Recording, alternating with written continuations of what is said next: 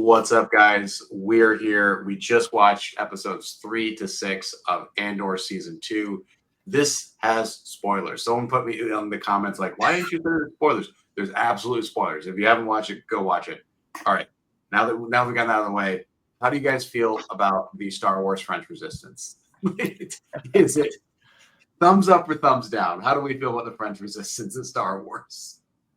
Yeah, this is definitely we're morphing into World War II here, and people who don't really know what they're doing, but wanting to do something to combat, their overlords. Yeah.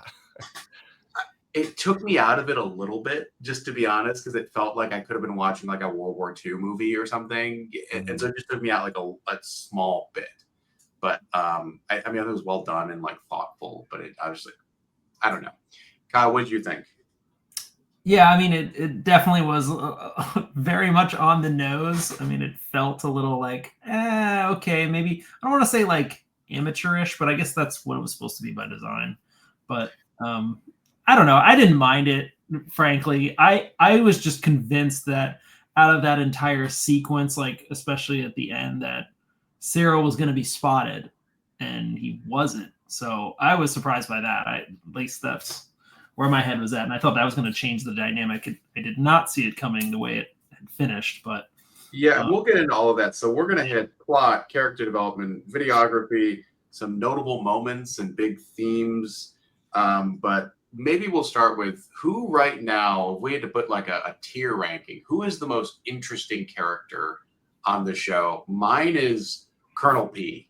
Colonel P with the ISB. He just is like this kind of like scary boss we've all had that we never know if we're doing the right thing, and like you really want to please him because he's so like that to me is like the most interesting character. And I think maybe he's like a second tier character, but for me, I'm like, oh, I really like seeing how scary he is as a boss, and I'm glad he's not my boss. Luke, what about you? Who's the most interesting character right now for you? This is gonna be really cliche, but I think it's Cassian for me. I think seeing the way in which he's morphing, like him going out to Gorman and then being like, they don't have it. They don't know what they're doing. Luthen saying like, hey, you have to be a fighter or whatever. And him saying, yeah, like, I'm a leader or whatever. That whole like transition to eventually he's going to be a captain in Rogue One. And the interplay with Bix, what's happening here. There's just a lot happening with Cassian in these 4 or 3 episodes that propels him forward. And I think we're getting to the point where if it's a spy thriller, seeing him dressed up as like this French guy and the fashion was different great. Thing that he's ever done on this show, kind of suave dude. I was like, all right, man, good to see you have that range. What about you, Kyle? Yeah, I was going to say, Luthen's assistant. I also think Luthen's assistant name, but she has been like a character that I'm just like more and more intrigued in. And this arc, we saw a lot more emotion. We saw some anger and just frustration, and also playing like a part in some key roles, right? Like especially in that last episode with like, I need to go in and figure this out. And like she's actually quite smart and quite savvy and quite calm under pressure, chaos, like intense situations. But she's also ruthless too. Like she's also very cold. Like she knows what she's doing, but she's also like, I don't have a problem. Like if somebody dies, so they die. Like I just get this. At first, I thought her character was going to be some sort of like, is she a double agent kind of thing? I don't. By the end of it, I don't think she is. I think she has some past that I would love to know more about. I don't know if we'll get it, but super intriguing because obviously Luthen has got the front facing, but she's behind the scenes doing a lot of this, connecting. What we're trying to see as well is how expendable many of these characters are. Like, do I expect her to live through the series? No, right? Because I think if you have these really big, important, interesting characters, then you're like, well, why aren't they in Star Wars, right? And so, what is her name? The woman's death at the end of episode Cinta. Yeah, it was like that was sad, but also I was like, well, of course she's gonna go, because otherwise there's a question, why was she in Rogue One? Like you're kind of hitting this plot wall, right? Like all these guys that were not in Rogue One or A New Hope, it's like, or are they just really marginal figures because they're being portrayed as like serious operators? And yes, it's like a big rebellion or whatever, but I just anticipate like our cast is going to narrow down by the finale, right? Like it's going to keep on, and it's really good TV because it's also unpredictable. Like I definitely didn't see it coming, but it's also like a logical endpoint for a lot of these characters is for them to not be alive by Star Wars, A New Hope. Yeah, they don't necessarily have to. I mean, they are kind of not. They're not Jedi. Like they're not. Your Skywalker Han. So like, there's no reason why they couldn't be somewhere out in the rebellion eventually. But I have no doubt. Ultimately, I think you're right. I think most of these people are going to have some either unceremonious deaths like Cinta, or it's going to be some epic like, all out, ride or die sort of moments where they take out something great. And I am really excited as we get close to that. I'm sure we'll have at least a few of those. I hope, because those are Yeah. I was remembering with season 1 that episode 6 is like the heist, and like that's like the best. I just loved that episode. And yeah, we got a little bit of that this time, and the similar sort of stuff where like they're hijacking the Imperial like stuff, but nothing to that level. So yeah, I think soon-ish it's gonna ramp up in terms of stakes and people and their lives. Well, it's also like everyone's on the table, right? There is Yeah. no plot armor, right? Which is a really fun premise to play with. Like this is our last season. No one has plot armor except Cassian. But like Bix, I don't know, is she gonna make it? Like Luthen, his assistant. Yeah. We know like Saw and Mon Mothma. Yeah, those are maybe. Yeah, I don't think Bix is going to make it. Ultimately, I don't know if it's going to be the next arc, but I have a different question though. Of course we know some of these people are going to go, but which of these characters are going to turn or switch sides or be convinced differently, right? Like that's an interesting premise. Is there anyone who's going to switch the Imperial, like any secret spies, or like going to go the other way? Because I think it's easy to speculate that obviously like Cyril maybe is your big one to go to Rebel. But like anyone going to go to the Imperial side, like any like spies or like double agents kind of thing. I think it seems like pretty clear lines are drawn with that. Like maybe there's a like Lonnie double crosses. I could see that happening, right? Because like Luthen is too aggressive, maybe because it seems like he's really exerting pressure, and some people are just like, I can't do this anymore. I'm going to go snitch, right? So he would be my one that might switch sides, if you will, from the Imperial. Do you guys have any kind of guesses? I almost see it as like 3 sides, because I feel like Saw and his gang are kind of like rogue and like a wild, chaotic factor. Like either, like I know they're kind of, they want sort of the same thing, but their methods are like completely different. And we see that obviously go out further, like too extreme, too out there. Whereas what we've seen through this is Luthen up to this point has managed to keep it very organized, compartmentalized, like detailed, like radios contact me, it goes through me, right? But he says, I'm drowning, like it's too much. Like he's now has so many things and so many pieces in play. Like we are waiting for this explosion of one person can't handle this, right? It cannot be that. It has to come ultimately public facing, front forward. They have everybody has to stand together and like become this actual entity and not this secret compartmentalized like silent mystery operation, right? Like we know that's going to come. It probably has to come in the next arc. I'd be surprised if it didn't, to the point where they're like, the rebellion has made itself known. We have the Ahsokas and the rebels and the Saws, like everybody's just like, we're present, we're here, and we're fighting back, Well, right, because I think in 6 episodes we have to get to the point where there is Rebel Alliance with like a hideout, right? And like we're pretty far from that point, as you see from like the politicking on Coruscant, where she can't get enough support for her bill, right? Like it's still very much like this is the Empire. We don't rebel against the Emperor. It's also interesting, like this might be the most times we've ever had the Emperor just like mentioned, like the Emperor said this, the Emperor approved this. I'm like, there's like a funny Robot Chicken skit of like, what does the Emperor do all day? Like, when he's not like being a Sith Lord, is he just like approving papers, right? He's like, move that ISB doctor over to military intelligence. I approve. Like, what does the day-to-day of running an empire look like? He's got like those creepy assistants in like the Return of the Jedi that like ensemble of weird guys, but Yeah. Don't really talk. making it like very active. Like he is making decisions. He's like approving Gorman plans, right? Like he's much more hands-on than you'd expect from an emperor with what, like 1,000 systems or something under his belt. I wrote down the quote, many of us believe the emperor has no idea what's being done on his behalf, as like a way to Yeah, that was get in. Yeah. Obviously his agenda is focused elsewhere on like prolonging his life infinitely, like the Death Star projects, right? Like there's some other projects like he's clearly focusing on, and I think he likes the fact that all these other officers are too busy playing political games trying to vie for power while doing just general destruction and I don't know, being imperialist. Like I would imagine he could just kind of be like, oh, see to it that they do this and then tell some other officer something conflicting, so they just fight with each other. But it doesn't matter because he doesn't need to be in the politics anymore. Like he's like above that. Like there's a bunch of corrupt bureaucrats just fighting all the time. Like why would he bother? Yeah. Up to Senate. Thinking about the plot device, like I really like this 3-episode arc, right? It's nice because it's tight.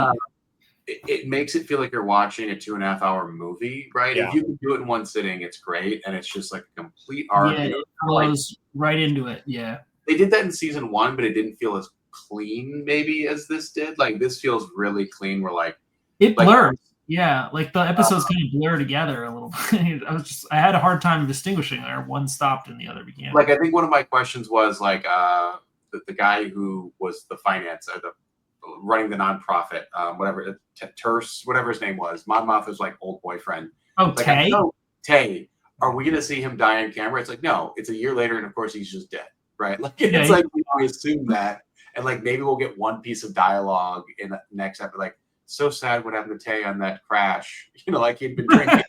Something like we're just gonna get like a throwaway line. There was an allusion to that, like Cinta having to take a break or something last year was really traumatic for her, right? That's what I was thinking. I think that's what they were talking about.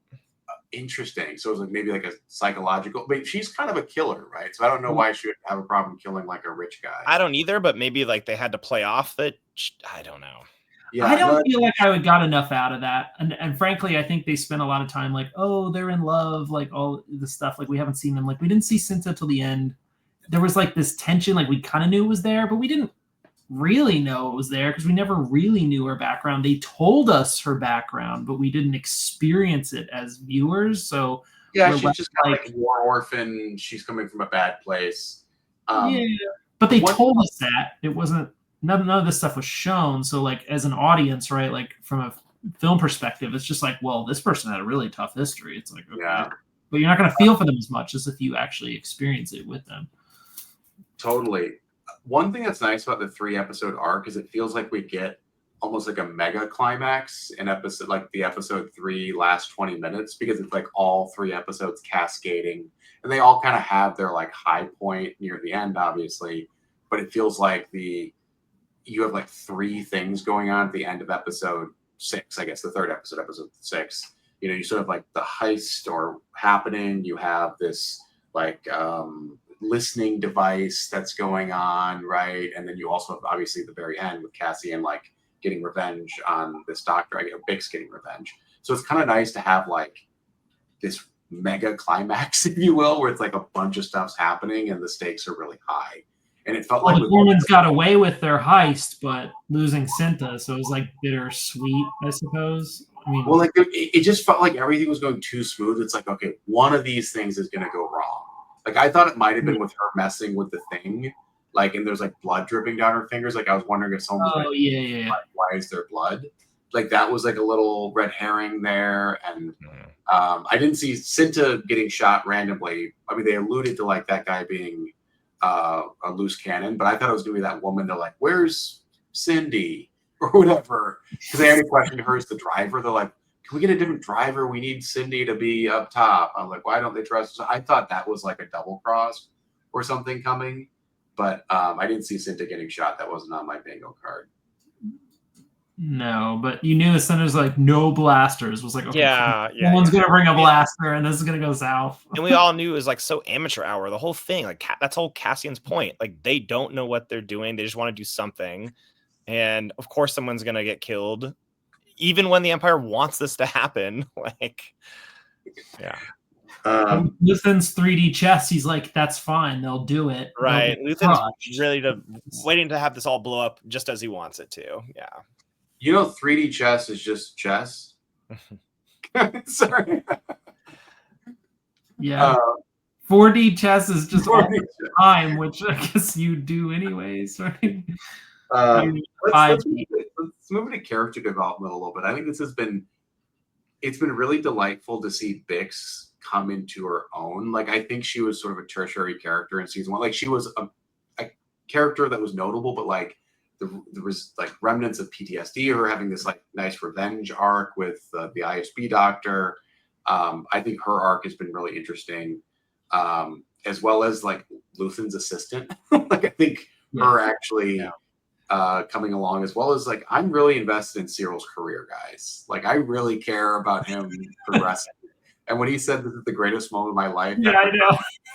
I was just like, dude, you like, she doesn't like you. Like, I was just at that moment where I was just like, if I was her, I would have gotten the X. Right? I was just like, this guy is. I had a friend text me who's like a casual Star Wars fan. And he was like, that in the first 3 episodes, that shot of him just laying face down on the bed as his mom and girlfriend are talking. He was like, this is the most epic, like relatable thing. Surreal is, I mean, I think a breakthrough. Like, who doesn't enjoy like watching this guy act, like trying to figure this out? It's just so swarmy and yeah. The going back to the cereal, like while his mom's just like picking at the spider. Oh well, maybe I'll name it Cyril because he doesn't talk to me and stuff. And it was just like, one of my favorite moments so good was this like comment on upper management where he gets to his like very cushy job, right? He's the big boss, right? He's got the big office, and he gets there last. Everyone's already there working, and he immediately goes into his office and video calls his mom. Like, that's like, it's like a boss or a person we've always known that's like in a position of authority, and they just like don't work at all, and they're just like, no, I'm in my office, mom. I can talk. Yeah. Everyone else is working. It's cool. I just it's just like so relatable. We all know that guy that like gets in late, has a personal call, and then like leaves early, like kind of thing. Yeah. So I really appreciate that like little mini commentary on like upper management kind of thing. Or management. There's also with him like this throwback to like James Bond, Dr. No, where like you're putting a hair in front of the door. That's what I was thinking of too. Of like, this is Dr. such a spy game. It becomes like this 3-episode arc is all like double agents and who you trust, who's gonna cross us in the future. You know, intel, counterintelligence, playing each other. It's really a spy movie. Cyril, he's just like not bad at it, but he is bad at it, you know?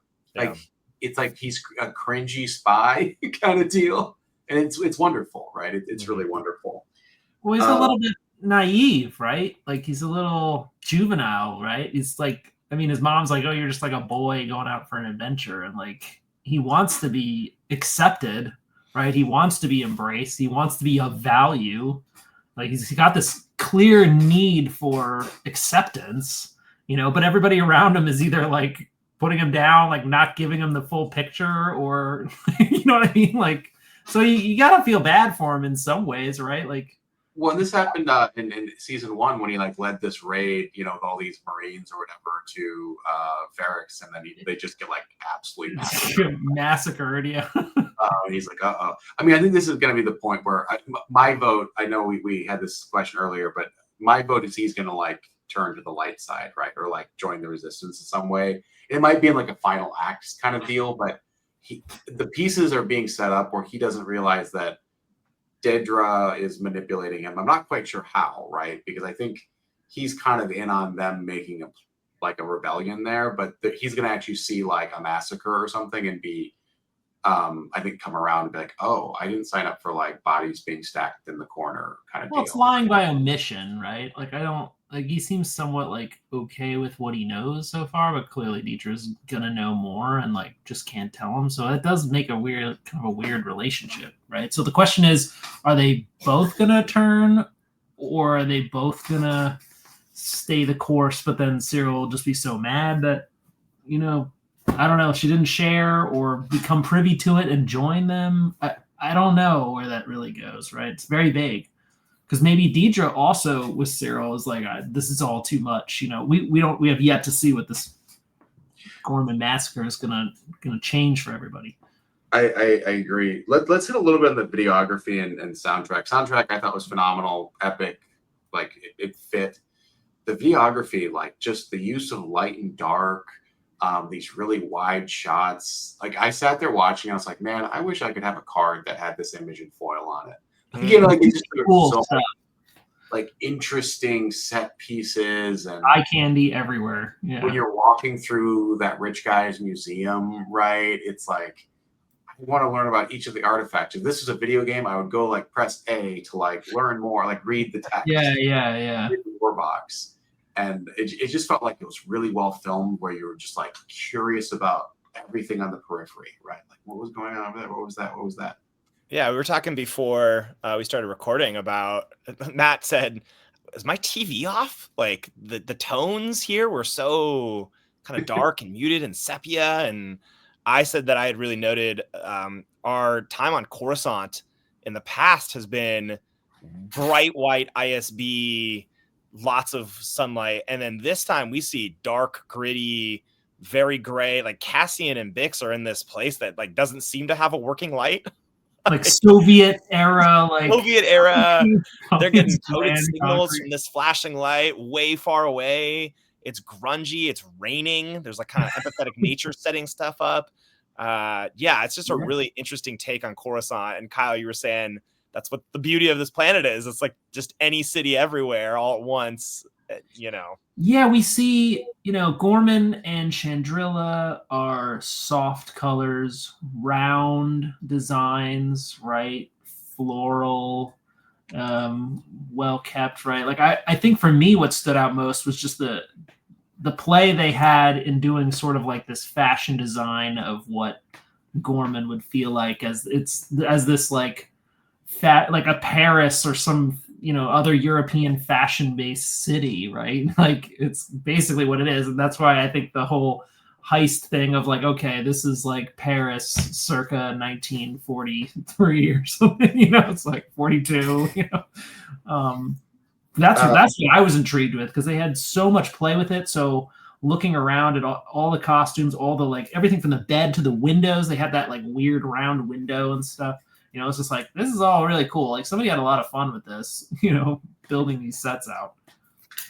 Absolutely agree. Let's hit some of the big notable moments and kind of capital T themes. One that maybe I'll start with, the capital T theme is like sexuality and sex. Like I know this is like a PG-13. We've now rated this PG-13, but like there's just so many like juxtapositions of like how the rebels, like Bix, I don't know, call the rebels, resistance, whatever. Bix and Andor have like this like loving, like, you know, hug, and they see each other and they're happy. Right. They have this whole hand thing. Yeah. Yeah. Like it's intimate. And then you have this like ISB couple basically. And it's like a peck on the cheek. And then you're here for 1 hour. Please turn off the lights. We will not talk about what happens. Like, you know, audience turn off the lights. But it's like cold, right? And it's not loving. I mean, she does stand up for him to his mother in certain ways, but it's almost for her own purposes, right? And so she has like a more like malleable person that she can like manipulate, right? It's all kind of deceitful, I think.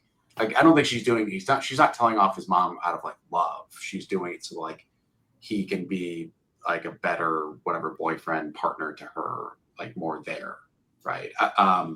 But so that was kind of a scene, and then obviously also the sort of rekindling of the two women who I'm forgetting their names. There's too many names that like I'm not familiar with, but like they're immediately killing her off, which kind of was like Cinta and Val, is that right?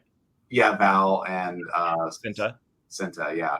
That was really nice to see them reunited. It felt kind of short to me a little bit, though. Well, it came late because we hadn't seen Cinta for a while since that, last disappearing of Tay, right? And that was had very little screen time in that arc, right? So yeah, I noted like obviously we have this female kiss, and like this is our rekindling of this. Okay, hey, they obviously are very affectionate and have missed each other and have this whole thing, and then it immediately right after that goes to the Galactic Senate, like the most political of spots possible. I thought that was probably an intentional editing choice of you have this thing that seems so rebellious in the moment at this time. And then, yes, we have this kind of overall, legal apparatus state that is, trying to go against that. Eventually this character dies. The let's kill the gay person like theme that comes up in other TV shows too. I thought that was interesting to see. Yeah, I'm wondering if they're gonna go there with the kiss, like because they there was like a long lead up to it, like like we kind of like oh this is happening, oh they're doing this, but in an age of like Game of Thrones and all this stuff, like are people really shocked anymore about this stuff? I think the question is, doubt like, that they're shocked, but like for Star Wars, like this is an adult audience show, like you're not in your 7. But I think Star Wars is like perpetually like it is campy. Like people have expectations for what I'm saying, people broadly, right? But like I do think that there's reasons why people also didn't like the scene of sexual assault in the first episode, like or whatever third episode, where people they just like have like a PG rating, right? Even though Alderaan being destroyed is like a billion people dying, right? They're like, but no, it's fine. It's still PG, right? It's like, well, a billion lives were extinguished. There's some dialogue. Same sort of thing I'm teaching my students right now about the atomic bomb in Japan. Oh yeah, 30,000 people, civilians, all died because of the United States action. Yeah. And it's that's a number. Wow, it's like Alderaan. Yeah, all those people died. But there's numerous examples of torture. I mean, what's worse, like female kiss or like torture, people like sticking needles and like cutting off limbs and like there's plenty of that to go around. Like I think that's much darker. Agreed. I don't know if Disney as the protector of this IP now. Yeah, I'm glad that they're willing to maybe push that a little bit more as well. Let's hit a couple other big themes. I think another theme here is wealth and sort of it can't happen on Gorman, right? Like that's one of the big things where like this sort of thing has happened over and over on poor planets. But the reason why Gorman is so shocking is because they are rich, right? And it's almost like we can forget about the Wookiees on Kashyyyk. They're like Wookiees. That doesn't matter, right? But like, there's also like this psyop happening as well to try to like, and you can see it from Cyril's mom, who's believing all this stuff now about the gore. And I saw this on Good Morning Coruscant.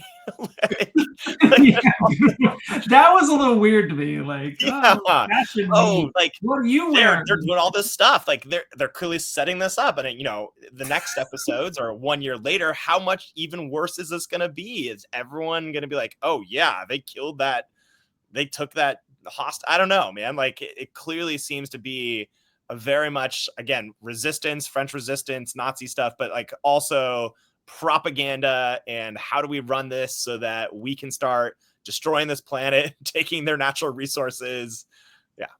I just want to hit briefly on the Grand Tarkin massacre, which is great. Maybe I need to read the Wikipedia here, but did he just land his ship on 500 people like that? Yeah. Like they weren't like they didn't. She's like, no, I'm gonna land, and he's just like because that's a pretty insane thing to like have happen. So there was a book on Tarkin, like that talks about like his upbringing and stuff like that, and I read most of it. I didn't finish it, but it was he's quite a cold, hard, aggressive, like calculating person, and he has no problem like stepping over other people to get where he's going. So it shouldn't surprise us from like the type of character he is. I mean, even if he's see him in just a New Hope or Rogue One. He's the one that ordered the Death Star to fire on Alderaan to make a point to Leia. Like, yes. Well, he fired on Scarif just to get rid of Krennic, who was Yeah. threatening his power. So it was just like a flex and I'm going to stay in this power because the next guy in line is gone. He's an irritation. Like that's what the Emperor wants, though. Like he wants these guys to be kind of gunning and being cold, ruthless, of just worrying about their vying for their power and corruption all the time. But yeah, it's messed up. It's really dark stuff. When you stop and think about it, like how liberally they use the Death Star, like they use it like quite often, right? Like it's like Alderaan, Scarif. They're like prepared to blow up Yavin 4. Like they're like, it's not a deterrence thing, right? Like nuclear, like we know you have nukes, therefore we're not going to attack you, kind of thing. It's like, no, we're just zooming around, like using this thing. Well, that's what he said. Destroy part of Jeddah with the single one as well. Yeah, that's right. Jeddah as well. So it's like we got like three uses and one attempt. So it's like, it's not just like we have it, so therefore you're going to stay in line. Like, we're going to zoom around hyperspace and blow some stuff up. Any other major themes that I didn't hit here that were on your radar, Luke? Yeah, I want to talk just quickly about the politics of this, which is Mothma's thing. We don't see Mon Mothma until 28 minutes into the 4th episode, so the first one of this series. So we were completely ignoring her for about 30 minutes. And then we have this thing about her trying to push this bill, the PORD apparently, or the anti-PORD. And it made me think, I had to go read a bunch of Wikipedia timelines here. Like the Emperor's been in power for something like 10 to 15 years already at this point. How is it that there's a functioning Senate that could potentially derail some of his plans? Like you could absolutely the whole political part to this is, I have questions about how this is even possible or feasible. I realize that he needs the Senate to keep the systems in line, right? And that's the whole New Hope. The Emperor's disbarred the Senate, the regional governors are in line, all that. I get that. But like the idea that there's actually something you could do to push back against the Emperor, like politically, and that Mon Mothma is going to do that. And then as she's meeting Krennic and I find that all very. Yeah, she mentioned something to Krennic, or Krennic said something like, I forget which one. It was like, "Oh, nice to see you not on the witness stand during a Senate hearing." It was just like it just felt like, okay, now we're like right back to reality. Like all these Senate hearings. There's also something about like, are we? I mean, they're grilling an imperial officer on like, how do you explain this or blah blah blah, like as if the Senate has some power, right? Like that was like intriguing to me. Like, what is that dynamic? Like we haven't really seen that. I was also, the idea, like, are we going after the rebels or creating new ones by doing these actions?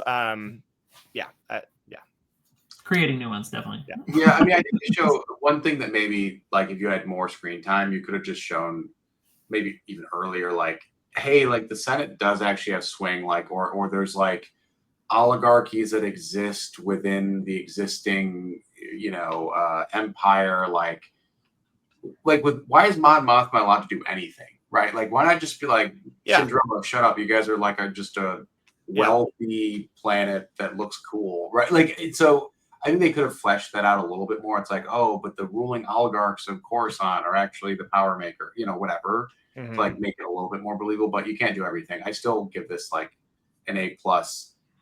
Let's kind of close out here. What would you guys grade this on a sort of A to B scale, or A to E to A? A to B. We can go down what, like within this Andor universe? Actually, let's like benchmark it against the first 3 episodes. Are these better or worse than the first 3 episodes? Yeah, interesting. I'll go first. What do you guys think? I think that this was better, but not every episode, right? Like I thought episode 5, I think the middle felt like it lagged a bit more. Some of the Gorman stuff I thought was kind of tedious, but I still would give this like an A+ overall. Like it's still better than 99% of TV. Oh, well, if we're comparing against other random TV shows, then yes, we're all on board. I'd say, I don't know, if you had to give it like a letter grade, maybe like an A- or something. Maybe like I feel like it was close, but there were some elements where I was like, we didn't. I don't know. Some of the stuff we had talked about before, like maybe would have liked a little bit more pieces or a little bit more, but I mean, I don't know. It moved, so like I can't complain about the pacing. I can't complain about like set design, the colors, all the stuff we talked about earlier. There's plenty of intrigue, and there's like 4 different like storylines converging into one, and we know that's going to pay off later. So I don't usually like rating things midway through. I usually like waiting for it all to come back. Yeah, that's what I was to gonna say. actively go back because I don't know where these payoffs are that maybe we haven't seen yet. So yeah. Yeah, I'm reluctant to grade something just based on the 25% to the 50% of the thing that we're experiencing. I will say that I really liked last week because of the newness of like, oh yeah, we're back. Like, oh, these characters, I'm so excited to see them again, seeing what they're up to. Some of the stuff that I'm recalling about the TIE fighter, like, yeah, there was definitely slow pieces last week. And I just don't know, like, because you don't know what you're getting into. Like, this is the first time for us seeing this. If I were to go back and watch the entire season again, maybe this point would be like, oh yeah, this is the cool spy stuff that like sets up so much awesome stuff right after that. And that I'd be like, okay, great. And this is the redemption of Bix, or this is, yeah. But I think for me, yeah, but like also I probably was more in tune to like, okay, what's going on here? Where are we at with the last 3? But incomplete in terms of the grade, because you can't, as Kyle said, in the middle of the thing, have the arc. Even if it's compared to other Star Wars stuff, though, like we're right at the top. We're right yeah. I realized we didn't even touch on Saw Gerrera. We're running out of time here, but Saw Gerrera, Forrest Whitaker is such a fantastic actor in that. I thought that might have been the weakest plot line, but like him on stage is just a presence. Interesting. Right? Yeah.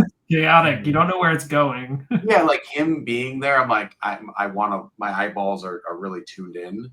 I did think it was just like a random plot, though. Like, I don't know if the junior engineer is going to go have a career now as a bandit. And also, like, what is this that we have? Like this energy, it's like a atomic reactor, basically parallel, that they can just generate unlimited energy for some sort of attack. From stealing it from pipelines. Just like, I wasn't clear on like what are they using this for? Yeah, that needs very highly technical thing. Yeah, no, I'm glad that we're talking about this really quickly. Dakar coming back as a planet that they, and eventually this is Disney IP stuff, but like going to the like the Force Awakens. And okay, we're eventually going to come back to this planet, and this is what it looks like originally. It's very much like the Yavin 4 shot that we had from I think it was episode 2 of this series. Like, we're visiting these places. I'm wondering if they're doing that intentionally, of like, okay, we're planting seeds for later on. Like, it's almost like the little like Easter eggs for us of where do these, like X-Wings that Saw's crew has that are painted in these really interesting that was cool. black that was colors cool. And gritty. There was one shot in there of that X, like when they were all going to hyperspace, and we had that camera view of like all of them going to hyperspace, and then we get to go to hyperspace like camera-wise with them, and you could see the droid on top. I thought that was one of the sickest shots like I've ever seen ever. I was like, that was amazing. Like how they did that. I don't know. I was just like, wow, I'm mind blown right now. It is interesting to see Saw, and just Forrest is he's so great. Like, yeah. All right. Closing thoughts. Luke, Kyle, what do you guys think? Yeah, I mean, it's like watching a feature movie every week for 4 weeks straight. And so we're halfway through. As someone who's not used to going out, a parent of small kids, I rarely get the chance to go to the movie theater or anything like that. I'm much more of like a sports and documentary type watching guy. So to have it, it's just really interesting. I was glued. I was talking to Kyle and Matt right before this. Like, I streamed this all. I live on the West Coast, and so I put my girls to bed at like 7:30, and then I went straight to like 10:30. One, kind of go through Tuesday night. And I was like, oh yeah, I cannot turn this off with 20 minutes left to go. Usually I go to bed around 10 or so because I'm up pretty early as a teacher. And I was like, no, this is worth it. I have to keep going here. And there's that big payoff at the end, which was cool to see. So yeah, definitely excited for next week. My final little tidbit is just kind of a food for thought as we think about how this develops and how this has evolved and how these characters have become like part of our circle. Like, that first season of Andor, I think, when did we get that? Like somewhere mid 2022. So it was like 3 years ago, right? And then Rogue One was what, 2016? Yeah. Right. So it's almost 10 years ago. So like it feels like it was almost like, oh, that wasn't that long ago, but like it really was a while ago, as we're following these characters. So thinking about just from a developmental piece of how this has come along and how this has stuck with us much more than somebody like a Ray, Diego Luna's aging backwards, man. Like that guy. Yeah, that's a good yeah, point. He was He's wow. amazing. But kind of closing thoughts here. I think we have just fantastic storytelling. It continues to accelerate. We're obviously approaching a terminus here that feels really exciting as an audience. We're kind of all going together. I really applaud them for doing. Really from a investing in, I don't know, $100 million plus show, and then just saying we got 4 weeks of eyeballs on this. Like that's a pretty unusual thing to do, right? From a release schedule, just dumping it in 4 tranches. And so I kind of applaud Disney. Don't quote me on that, but like I applaud Disney for doing this like in a very rewarding way for the audience. And I'm excited for next week. And that's all I've got, guys. So let's call it there, and we'll see you guys next week. Take care, guys. See ya.